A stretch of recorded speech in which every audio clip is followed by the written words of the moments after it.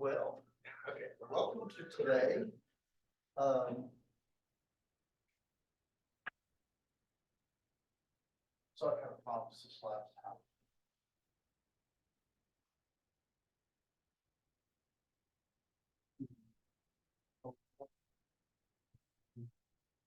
For education.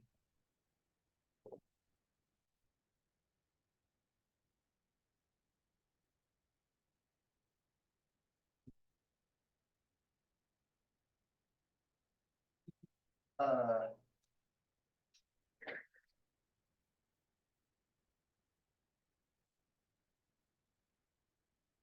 Winning vectors. And what is more,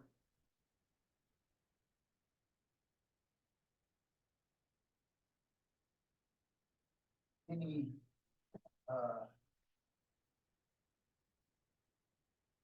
non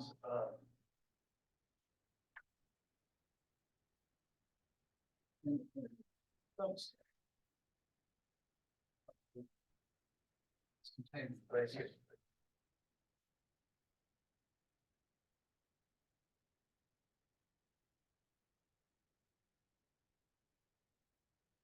Okay.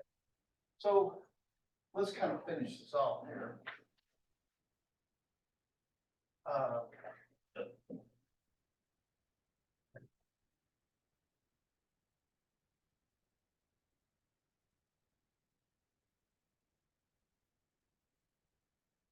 So I'm going to, after this, ignore the zero vector space because zero vector space has no basis, right? It's got the empty basis.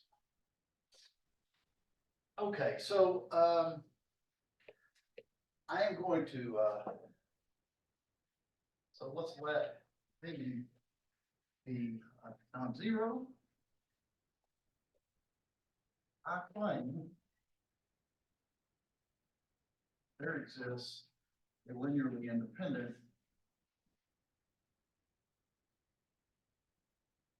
subset, non-empty. Okay. And how do we do it? What's that? We do well, right now I'm just planting seeds. I'm putting in the mustard seed. I'm going to grow mustard. So if you have a non-zero vector space, then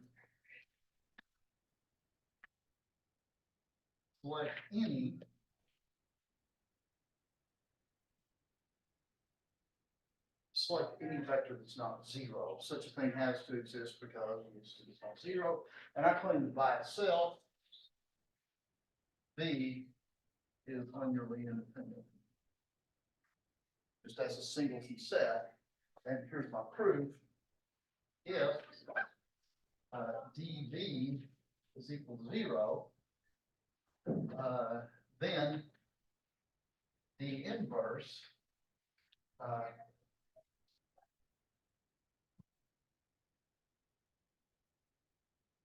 D is not 0, then as we're over division ring, the inverse dV is equal to 0, which implies 0.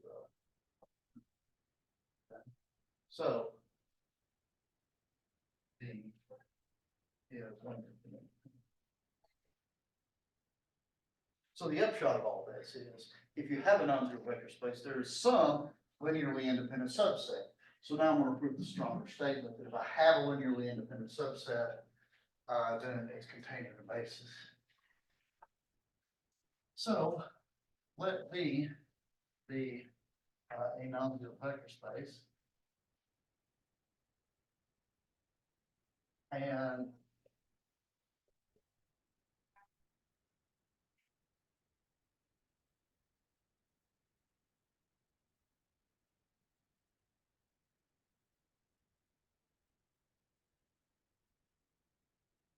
let X be just some non-empty linearly independent subset. Okay. So as predicted, we're going to need Zorn's limit here. So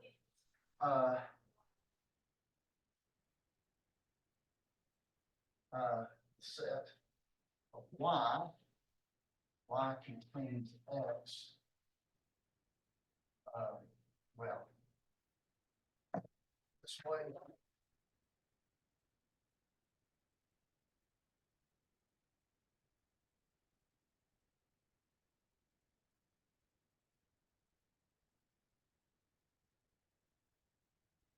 So let me make sure that y'all are like still comfortable with Zorn's limit. How many of you, Matt probably beat this into you a couple times, maybe Zorn's limit? That's cool if you don't remember. I mean, so what do you have to do to apply Zorn's lemma? It's equivalent to the axiom of choice. What you have to do is it applies to a partially ordered set, right? And so I claim that lambda is a partially ordered set. What is this? This is the collection of all subsets of X. I'm sorry, subsets of V that contain X, such that Y is linearly independent. So I should put this in braces, shouldn't I? Gamma is partially ordered by set theoretical conclusion.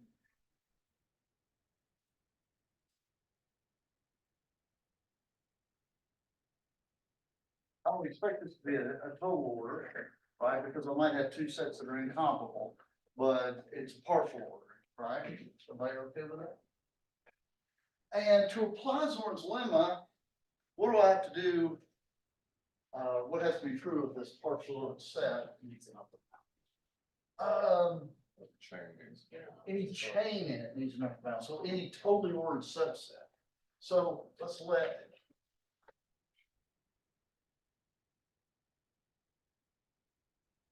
index set here.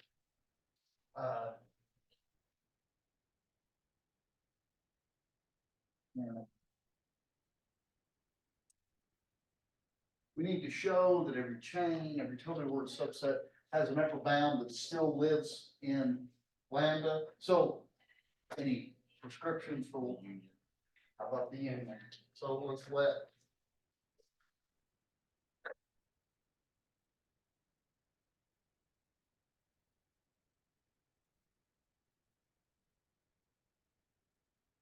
and so what we have to do is show that we need to show that this maximal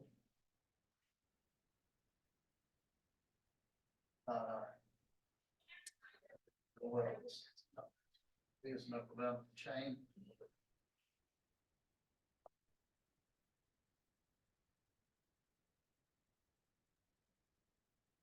And same lambda. Right.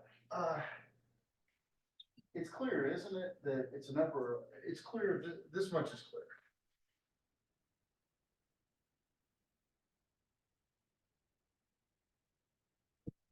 Because it's the union of all these, so certainly it contains, under our partial order of set theoretic conclusion, it contains all of it, right? Good to go there. But what do I really need to settle for myself here? Right, I need to show that it still lives in here. And so I've got this going on because each Y also contains X, right? So that's good to go, but I need to show it's linearly independent.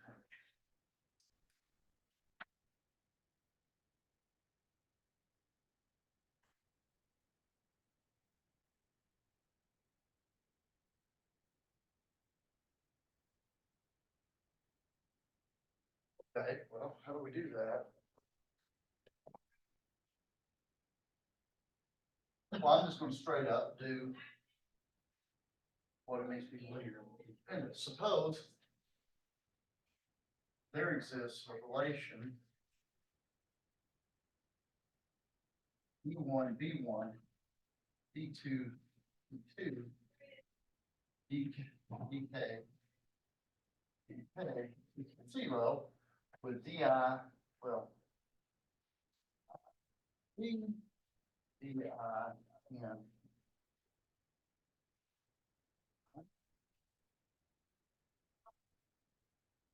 course, I want to come to the conclusion that all the D's have to be zero. How do I do that? Because our chain is a chain.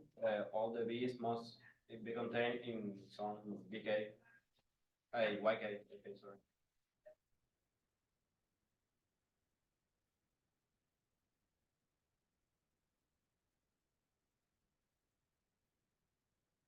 But just by definition, because if you're in B, you're in that union. And we'll say, without loss of generality, because I'm a lazy man,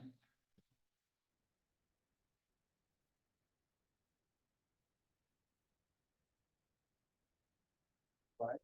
Because, as you say, it's a chain, right? So you gotta love chains, they're all common. Therefore, all the BIs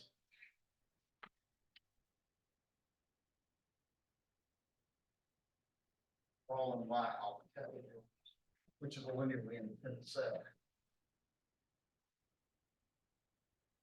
Yay, so each DI. It's all one of those linearly independent sets. Hence, the, what's up,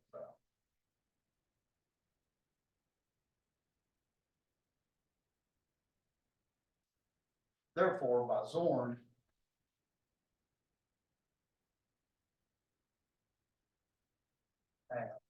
in Max law.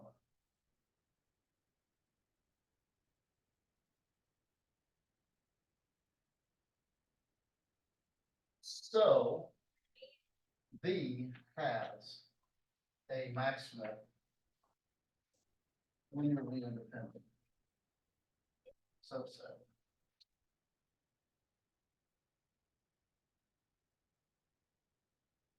And in fact, I can add this modifier or add this extra here. In fact, it's got a maximal linearly independent set containing whatever seed I started with X, right?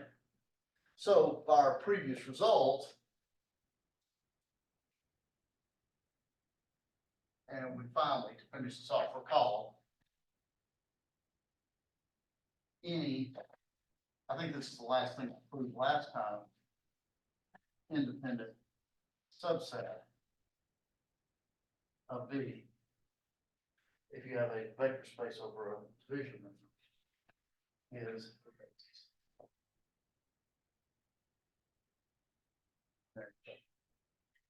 so that is the proof, not just of what you probably saw in linear algebra, but that if you have any vector space over a division ring, it must have a basis. Any questions on? Yeah. Can you find a constructive proof but doesn't depend on the showing lemma, which is No, short? no, it can't be done, not in general. You can certainly do it if you have a finite dimensional vector space. Countable, I'm a little bit fuzzy about. I'm not sure I know the answer to your question there, but in general, you need the axiom of choice for that. Yeah, it's needed. Yes. I've heard that this is actually equivalent to the axiom of choice. Do you know the other implication? Oh, like yeah, if every vector space has a basis, then the axiom of choice holds. If you take like the free vector space generated by that set of that power set in question and over F2 or something. yeah. Extract. Yeah, I'm not sure. I don't want to speak without thinking about that. So, yeah, because strange things happen with the axiom of choice, as you know. But to answer your question, then no, you can't do this constructively in general. Let me point out a couple things. Number one, and I've pointed this out before, I think it's American Big.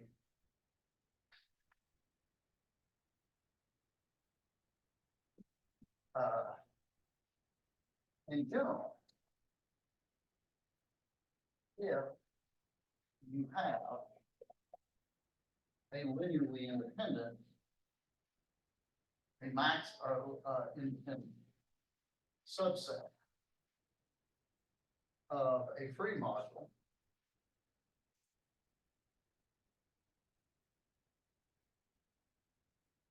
not necessarily a vector space, then you might not be able to expand it to a base.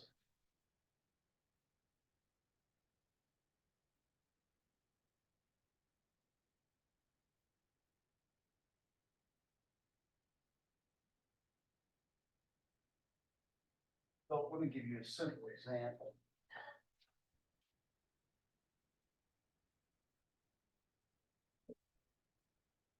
Uh,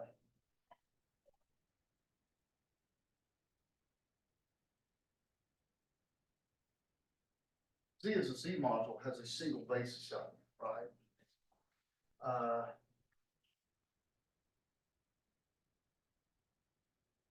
Or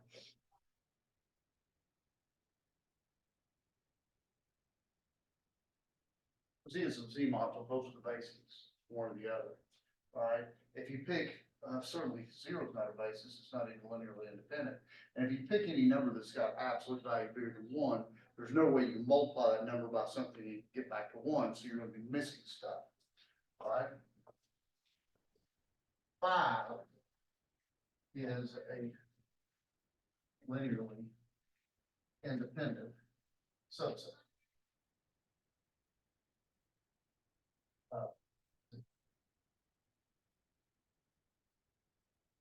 But you can't expand it to a basis, because any basis that you expand it to would have to take 5 and another integer, and any two integers actually form a linearly dependent set of this. So you have to be a little bit careful. Notice that if we were talking about Q instead of Z, we could skate around this problem by multiplying by 1/5. And that's one of the big differences between modules and vector spaces. When you lose the invertibility of your scalars, then things like that can go wrong. Okay, any questions? Yeah. Yes. So this has me thinking, because any linearly independent set of vectors forms the basis of a vector subspace. Right. Can we say anything about linearly independent subsets of a module? Do they span submodules? Yeah, because I mean, by definition, they would form a free submodule, because if they're truly linearly independent, just look at what they generate. And so now, whatever it is that they generate, then that's got a linearly independent spanning set. So yeah, that'll work. It just might not be unitary. No, sure, it'll be unitary. Right, it might not, don't confuse the one and the Z here, don't confuse the one that's part of the module and the one that's a unit. Okay, so let me make a follow mark.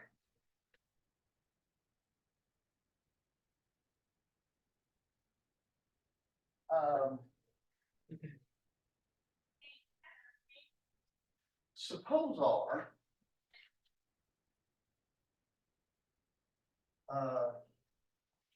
say, is a ring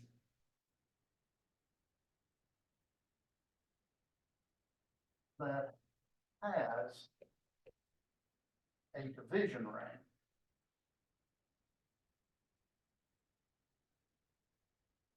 As a homomorphic image.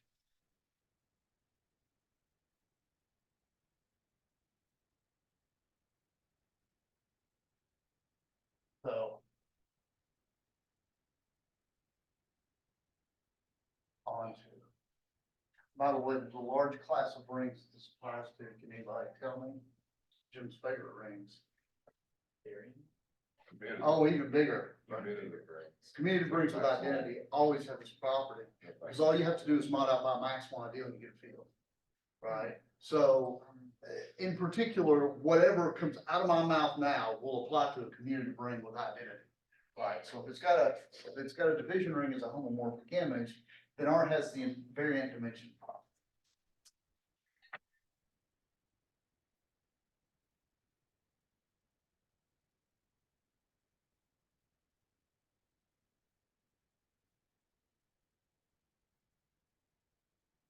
And what do I mean by this?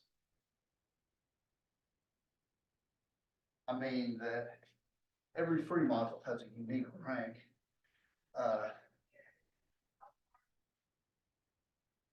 if F is a free R mod,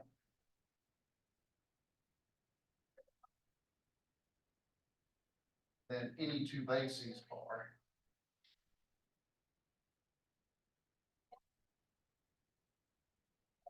same cardinality.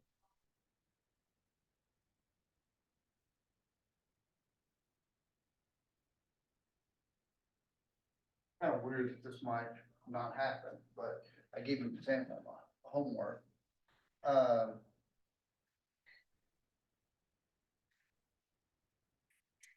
So,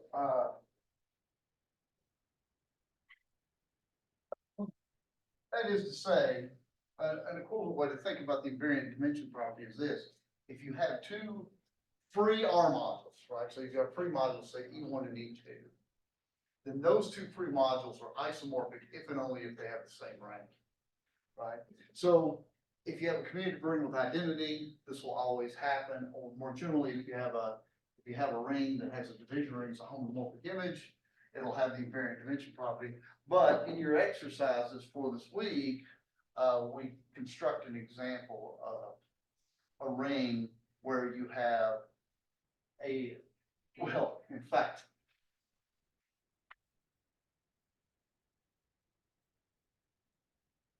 there exists a ring R such that R as R module. R is isomorphic to R break some R break some R for all in, which is really. Just show the first one, right? That's right. Well, once you make that first jump, the rest of it follows by induction. Once you can do that, you can do it for any n. That's right. Okay, so let me, any questions?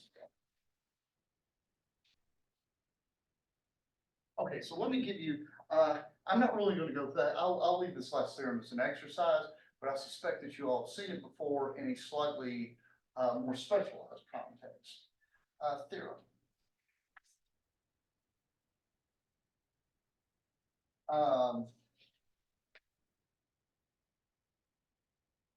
Let B be a division ring. Let B be a vector space over a division ring.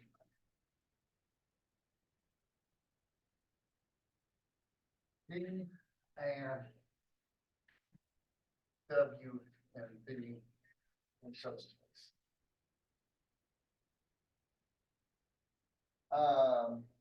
Well, of course, any division ring has a division ring as a homomorphic image.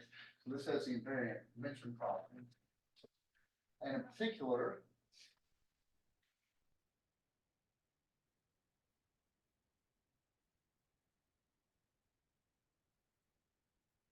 there's a one-to-one map from the basis, any basis of W and any basis of B.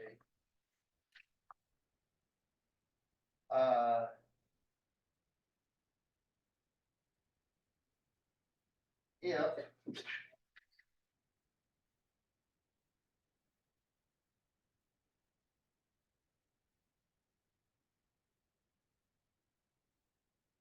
suppose that the dimensions are the same and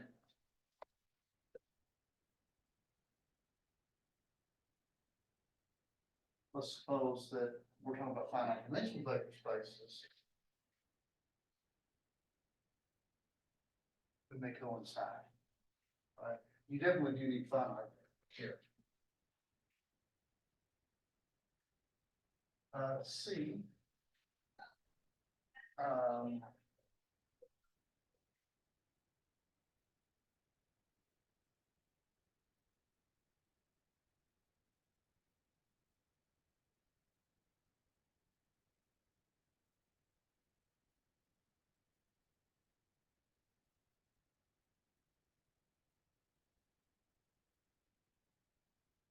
Probably looks familiar, like from an linear algebra class, perhaps.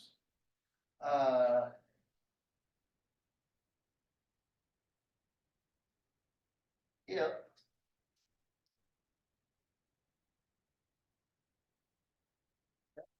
F and B W.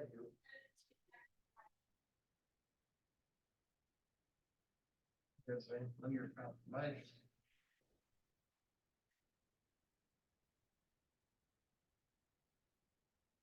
So our module homomorphism in the vector space, then the dimension of D, or dimension D is dimension the well, F plus dimension.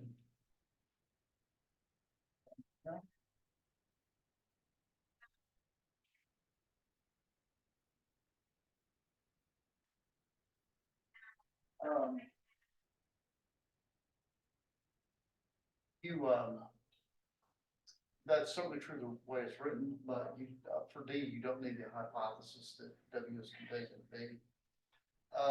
And finally, if, B and W are finite dimensional,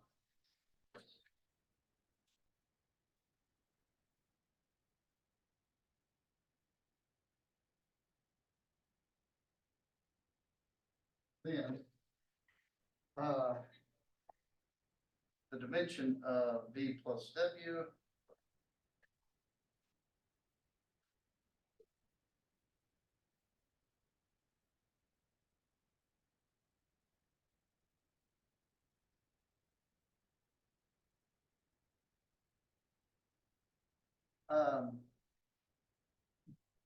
you guys know what we have here? This is kind of like the analog of a direct sum thing.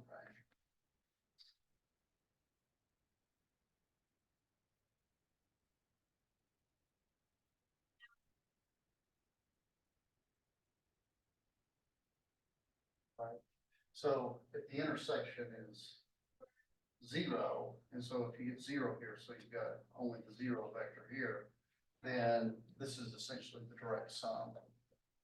Right. Okay, any questions on that? Yes, What's that again? V plus the, plus W? it's just, this is just all vectors in the form full V plus full W. But since W is inside V, isn't that just V? We don't need that hypothesis here.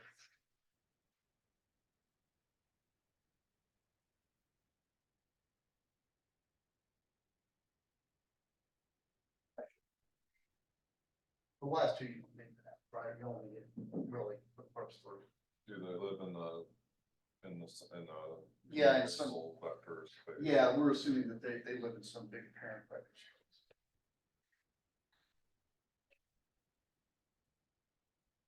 Okay, other questions?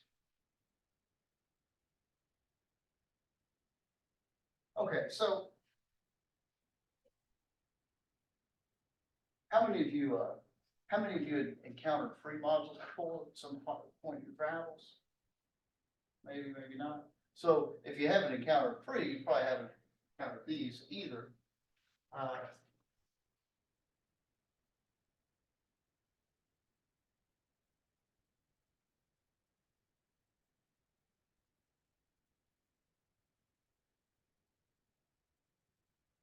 Projective and injective modules are, well, they're important types of modules. If you like homological algebra, they're very important. You have what I'll sometimes call projective resolutions or injective resolutions modules, which we might talk about a little bit. These two notions are dual to each other, right? So I'm going to do some of these theorems kind of as a mirror image to kind of illustrate this point. Let me point out that all the definitions we see, so I'm going to talk about projective and injective. If you think of this from the point of view of vector spaces, you may consider these generalizations of free modules, because if you're over a field, all these notions are going to be equivalent. And it may not look like that at the very beginning. So let me do these two definitions sort of in parallel here. So get right to the definition. Let's see. Consider the following diagram for R modules, bottom row exact,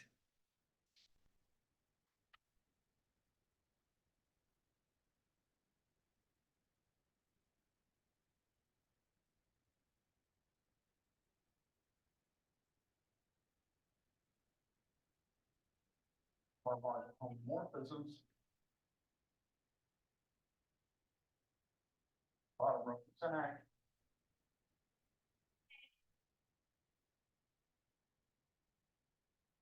Bottom row exact. What did I call this? There's your bottom row. That's me just showing off. Bottom row exact means that F is onto. That's it. F is just onto. And I've got this other one right here. I guess I'm gonna call this first one. Actually, I'm gonna call this F.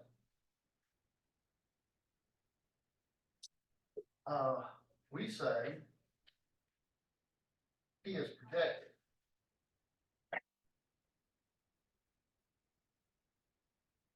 If there exists H from P to A such that when you do H, then you do G.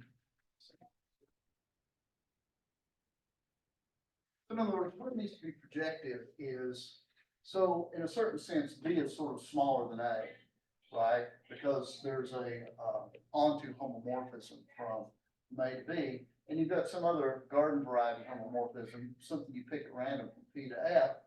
It means you can sort of lift F up to the bigger one, right? So you've got a homomorphism from P into B, and if P is projective, it's got this fancy magic power that you can sort of lift F up to this bigger homomorphism, the analog of F, extended to this larger domain, such as this diagram. That's what it needs to be projected.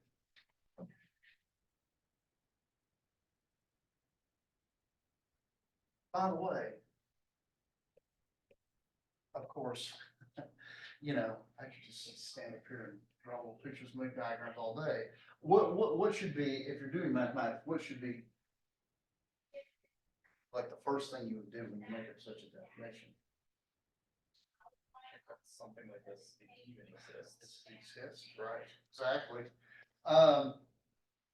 Well, looks like zero works, right? If P is a zero module, that would work, right? But it would be interesting to see if there's something better. Here's something that we're going to discover later. Every free module is projective. I don't think it's obvious from that definition, is it? Right? It's not obvious, but it is true. We're going to prove that. But of course, now that I've given you that little bit of tidbit, I probably want to find an example of a module that is projective but not free. Otherwise, I would feel like a complete tool, right? So we will try to do that as well. So here's what I mean by the mirror image. Definition 6.6.2. Consider the following diagram R modules with the top row example.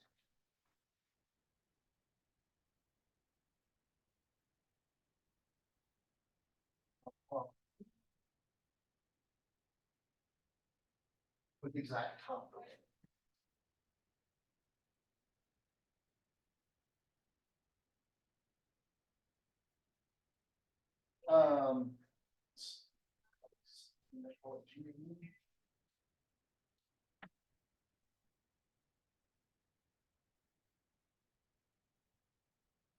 Oh, look at me showing off again. Top exact row being exact. That just means G is 1 to 1. That's it. G is 1 to 1. And you have this other homomorphism. Notice how the errors are reversed, right? Instead of this map from A to B being onto, like it was here, it's now 1 to 1. And instead of going from the new object P into B, you're pushing out from A here, right? Then we say that this is injective.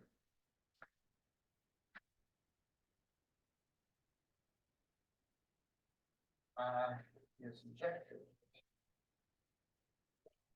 If there exists H from B to I, such that when you do H, or I'm sorry, when you do G and H, F. This one is kind of the dual notion, right? That is to say, in a certain sense, A is smaller than B. You might consider A to be a submodule of B since this is 1-to-1. So what do you have? You have a homomorphism defined in the submodule into I. It means to be injective is you can basically expand the domain here, right? You can basically, this has domain A, you can expand the domain here such that going here is the same thing as doing this. You can lift it to a bigger homomorphism. Okay, any questions? Okay, so let me give you, kind of the first theorem that we just, so here's sort of day one.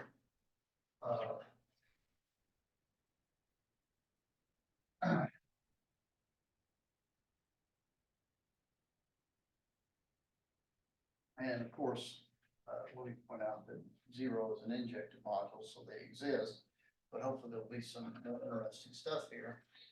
Here.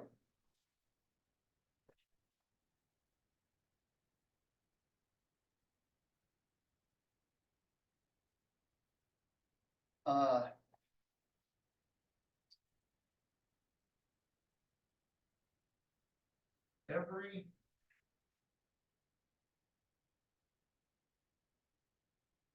free hormone.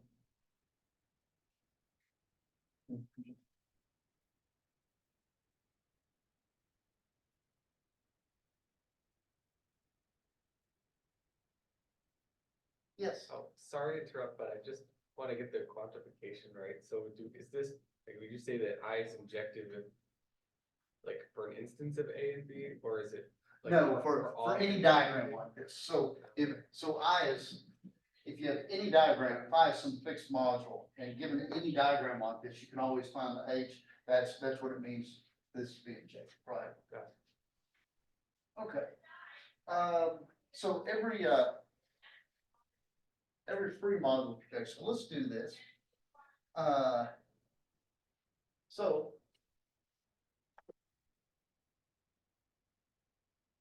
let's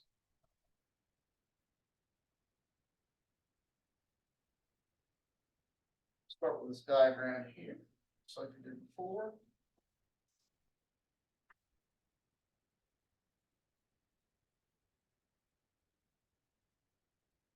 So let F be 3, or capital F, and G A to be onto. Now, what we have to do is try to, we've got to build this homomorphism here that makes the diagram. So,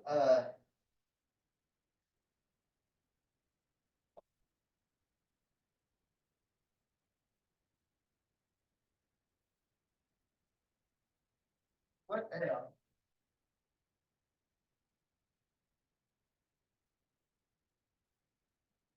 so let me just say, let X be a basis of F, so it's free on this F. And we will denote,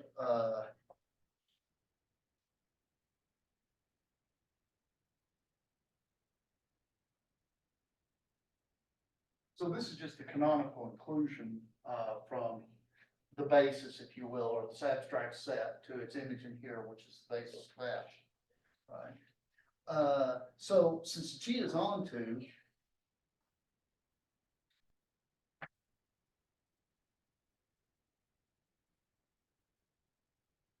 so since G is onto, there is an A,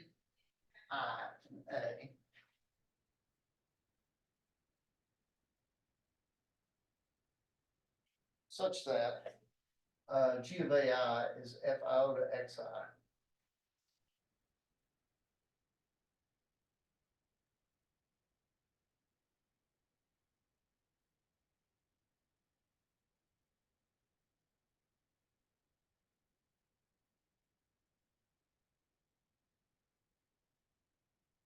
Psi and X.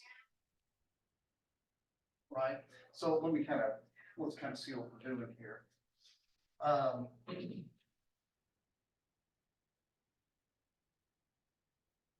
typical element of B because of the fact this is onto, is in the form G of AI, right?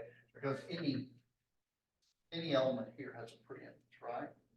And what do we do here? Well,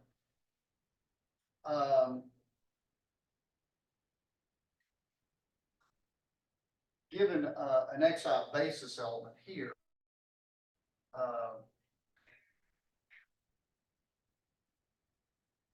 technically iota xi is an element of F, it's the basis. We see what it goes to down here in B, and there's some AI that goes here, right? Because any element down here is in the form F of iota xi, and it has a preimage here. Yes? Can be multiple AIs, right? Correct, but given any AI, I can select one.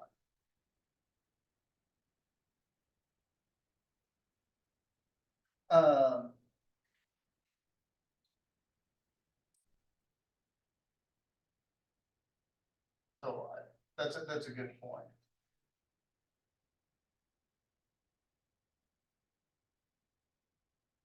But I mean, we're already knee deep in the axiom choice anyway, so why not, right?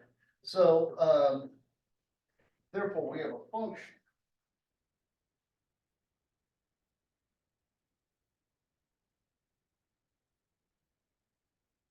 What's called f star from x to a, given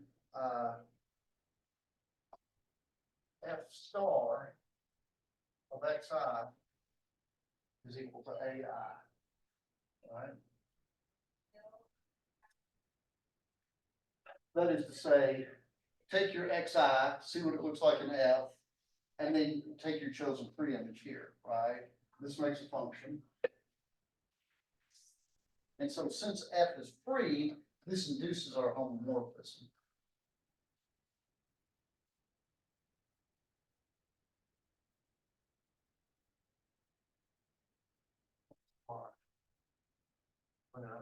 Induces a homomorphism. H from F to A. And H iota xi is equal to AI.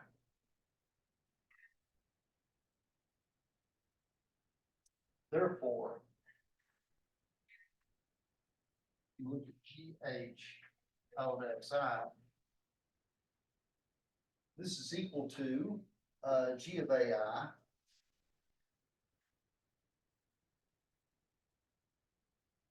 and GAI, of course, was equal to F iota xi.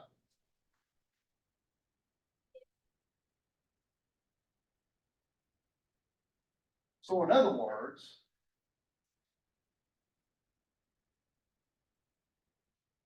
GH equals F on basis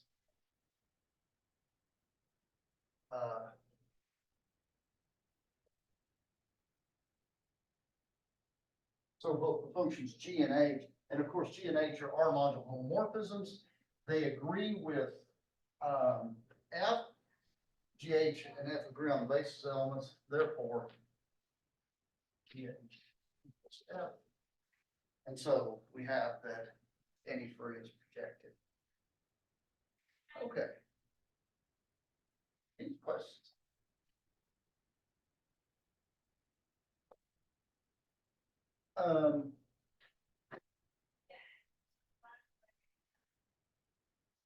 Let me give you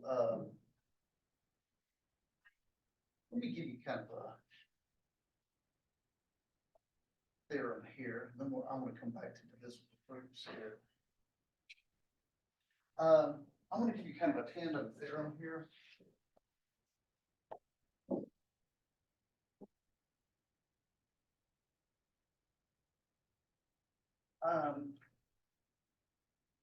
I want you to notice the parallels in this theorem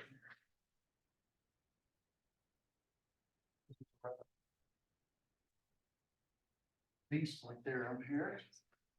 the following conditions on the R module P are equivalent.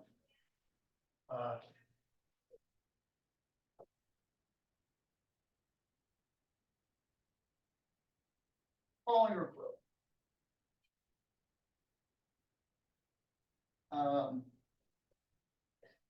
A.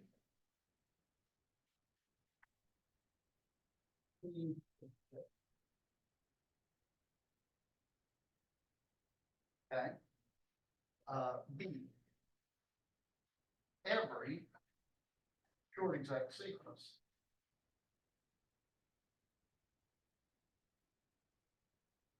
of form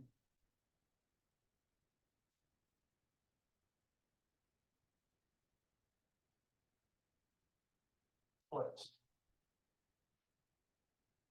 So if you have P at the tail end of your short exact sequence, it has to be split exact sequence.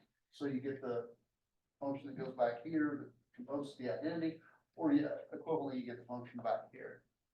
And finally, I love this one. There exists an R module K such that and a free R module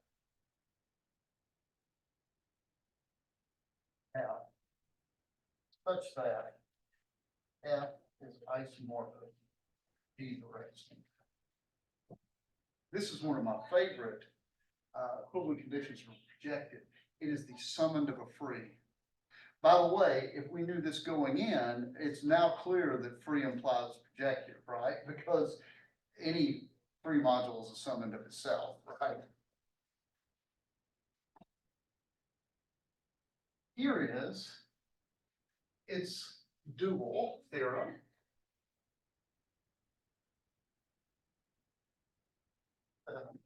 This is 666 in the injective case. Let I be an R module. Following are equivalent. A, I is injective. Anybody want to guess what the analog of this second statement is? We have it at the start of the sequence. Any short sequence.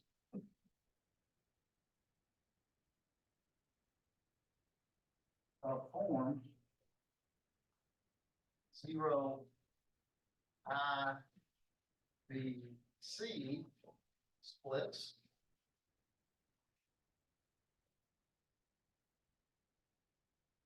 This one, I don't think is quite as easy to discern, but I'll make a statement here. I is a direct summand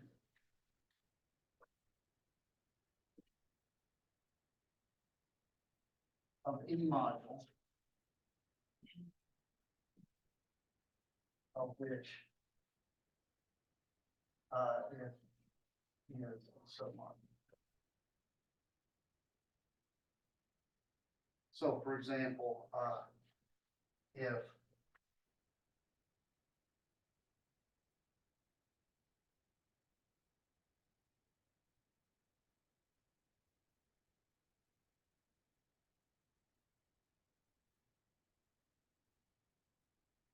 so those are equivalent conditions. Next time I will prove the projective result. And you see this one, actually, this is for your homework. But let me ask you a quick question here.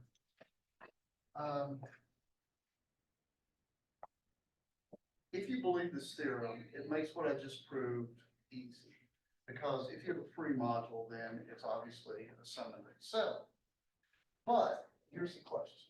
Can anybody give me an example of an R module? Oh, pick whatever ring you want, of an R module that is projective, but not free.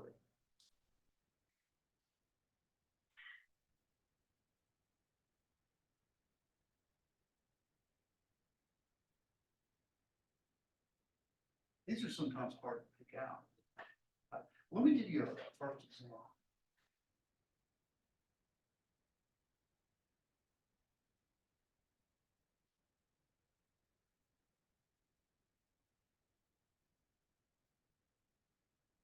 but, you know, also. So this is the easiest free module that you could ever expect, right? It's three articles itself, right? But M is isomorphic to Z2 direct sum Z3 as a Z6 module. Let's check this out. Notice both of these are summons of a free module, so they have to be projected. And why are they not free? Well, because what does a free module of Z6 look like? It has to be some direct sum of some number of copies of Z6. So it's either infinite, which Z2 and Z3 are not, or if it's finite, how many elements does the module have to have? Yes. Well, a finitely generated free module over Z6 is a finite number of copies of Z6. How many elements does that have? A power of 6. 2 and 3 are not powers of 6. So there's no way on this earth that those two are free, but they are projective because of the summing. Now, here's a bigger teaser. See if you can do this for an integral domain instead of something with zero functions. Okay, any questions? Questions? All right, well, I will see you all on Wednesday.